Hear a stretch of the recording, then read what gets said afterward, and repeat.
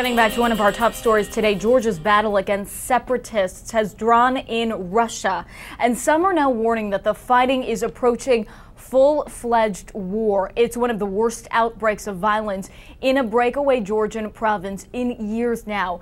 Georgian troops launched a major offensive against separatists in South Ossetia today.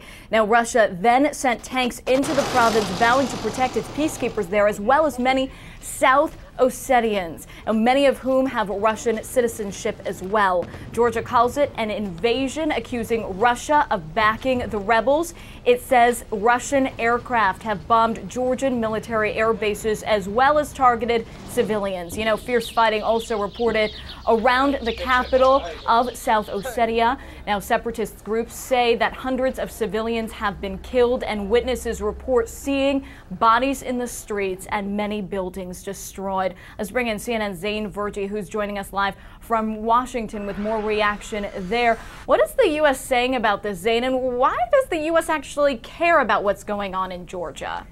Well, Secretary of State Condoleezza Rice said just a short while ago in a statement that the U.S. wants Russia to withdraw its troops and its tanks and its forces out from Georgia and basically get out of the situation because it's really causing major problems on the ground and continuing to escalate. Secretary of State Rice has also been talking to leaders on the phone, urging them to stand down and issue a ceasefire immediately. The U.S. has also said it's going to send an envoy to the region to mediate.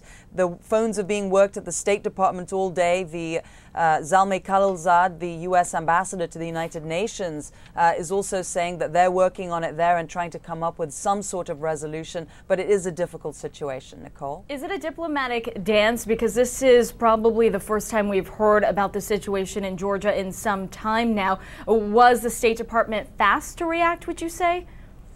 Well, the State Department has been aware of the tensions between Russia and Georgia over South Ossetia. This has been going on for a long time. There have been many warnings by the U.S. to both Russia and Georgia not to go over the line, which is exactly what happened today. Well, the key thing to understand in this, Nicole, is that Georgia's stability is really important to the U.S. for one reason, and that's oil.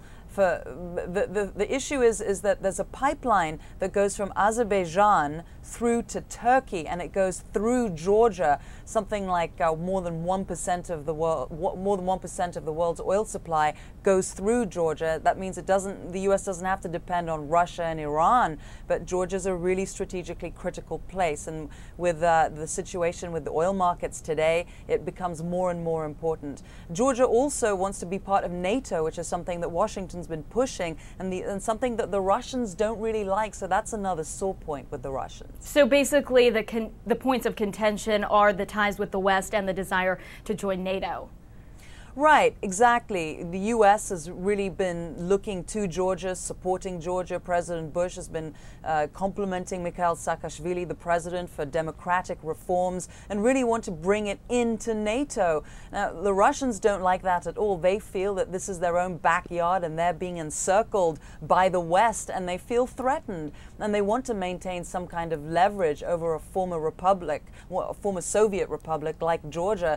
So it's a difficult situation and a really sore spot with Russia, the issue of NATO. The Russians have been accusing the Georgian government of trying to initiate this conflict and drag in NATO to fight on their behalf against the Russians. Yeah. But the State Department is saying that they don't think that that's the case. A tricky diplomatic dance indeed. Zain Verjee live in Washington for us. Zain, thanks so much for the perspective. Thank you.